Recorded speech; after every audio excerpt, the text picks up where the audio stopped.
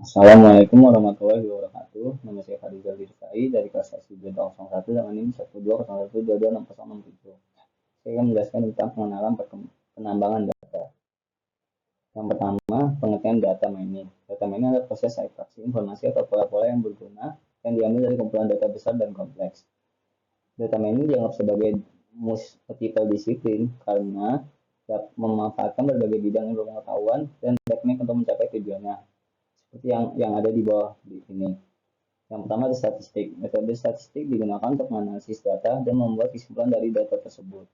Selanjutnya kecerdasan buatan atau AI yang merupakan termasuk pembelajaran mesin atau machine learning yang digunakan untuk mengotomatisasi proses analisis data serta memprediksi perilaku dan hasil di masa depan. Selanjutnya machine learning merupakan cabang dari AI yang memungkinkan komputer untuk belajar dari data tanpa diprogram secara detail. Selanjutnya ada basis data. Data mining sangat bergantung pada teknologi basis data untuk menyimpan, mengelola, dan mengambil data dalam jumlah yang besar. Yang selanjutnya ada visualisasi data. Hal ini menyajikan hasil dari data mining secara efektif. Teknik ini dan ilmu komputer dan desain grafis digunakan untuk menyajikan temuan dalam bentuk grafik, diagram, atau peta yang mudah dipahami. Yang terakhir adalah ilmu komputer. Perangkat lunak dan algoritma digunakan dalam data mining serta infrastruktur komputasi untuk menangani data yang besar atau big data. Selanjutnya, yang B ada evolusi teknologi basis data. Yang pertama ada sistem manajemen basis data. Awalnya basis data digunakan untuk menyimpan dan mengambil data saja. Namun karena ada teknologi ini, memungkinkan penyimpanan yang terstruktur serta dapat mengelola data dalam jumlah besar lebih mudah dan organisasi.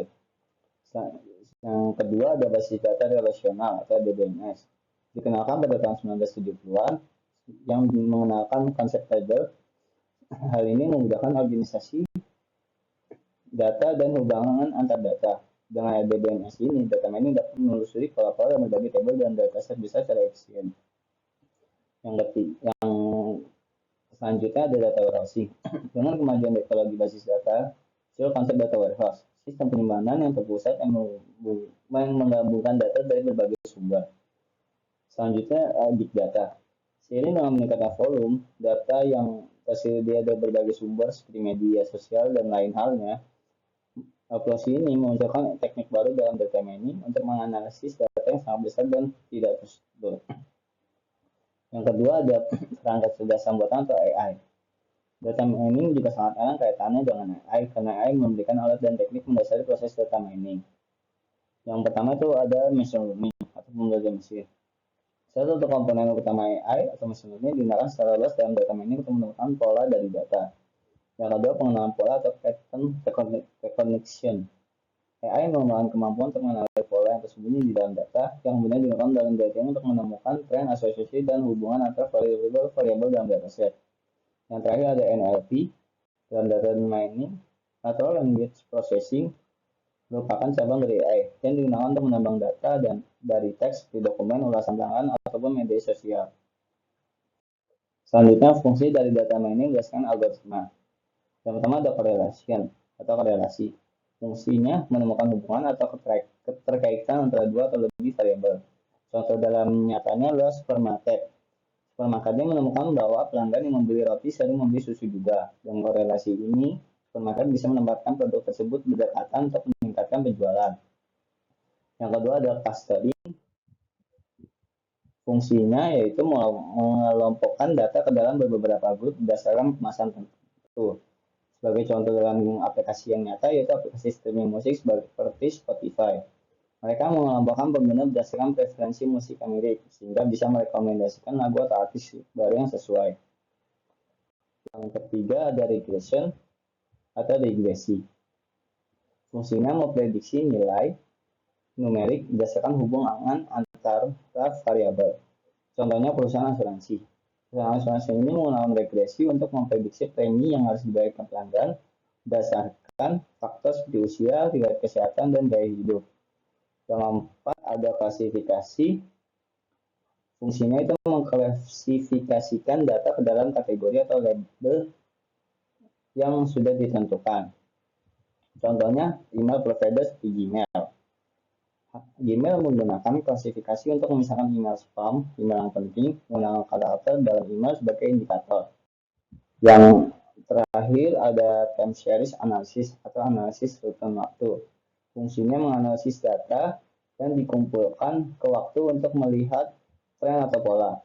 Contoh, bank menggunakan analisis rutin waktu untuk memantau tren transaksi nasabah. Yang terakhir ada association atau asosiasi. Fungsinya menemukan pola hubungan antar item dalam dataset besar. Contohnya toko online seperti Amazon atau Shopee menggunakan asosiasi untuk merekomendasi produk yang dicari pembelinya. Misal pelanggan yang membeli produk ini juga membeli produk itu. Selanjutnya, pentingnya data mining dalam proses bisnis intelijen. Data mining ini sangat penting karena memungkinkan bisnis untuk menggali data yang kaya yang nantinya dapat untuk mengambil keputusan strategis perusahaan. Yang pertama itu sebagai contohnya ada optimasi operasional. Data mining tidak hanya digunakan untuk memahami pelanggan, namun juga untuk menganalisis efisiensi operasional. Contoh di kehidupan nyatanya itu sebuah perusahaan manufaktur menggunakan data mining untuk mengidentifikasikan titik lemahnya dalam proses produksi mereka. Selanjutnya ada pendeteksi fraud atau penipuan dan anomalinya. Data mining ini sangat penting dalam mendeteksi perilaku abnormal atau mencurigakan yang mungkin mengindikasikan penipuan atau risiko lainnya. Sebagai contohnya dalam perusahaan bank menggunakan data ini untuk mendeteksi fraud detection atau analisa penipuan pada transaksi kartu kredit ataupun nasabah kartu debit. Yang ketiga ada peningkatan layanan pelanggan. Dengan menggunakan data mining, perusahaan dapat memberikan layanan pelanggan yang lebih baik dari sebelumnya. Sebagai contohnya, perusahaan penyedia layanan internet atau provider dapat menggunakan data mining untuk memantau keluhan pelanggan dari call center, menganalisis pola masalah yang sering terjadi seperti internet putus ataupun hal-hal lainnya. Jadi selanjutnya akan ditindaklanjuti lebih cepat jika masalah tersebut dapat terjadi lagi. Yang terakhir ada perencanaan dan pengambilan keputusan strategis. Data mining didorong oleh data karena memberikan wawasan berbasis data yang mendukung keputusan strategis. Wawasan yang diperoleh melalui data mining membantu para manajer dalam membuat keputusan yang lebih informatif dan tepat waktu. Contoh di kehidupan nyatanya yaitu dalam perencanaan rantai pasok. Nah, perusahaan yang bisa sebagai contoh itu perusahaan retail besar seperti Indomaret ataupun Walmart dan Alfamart.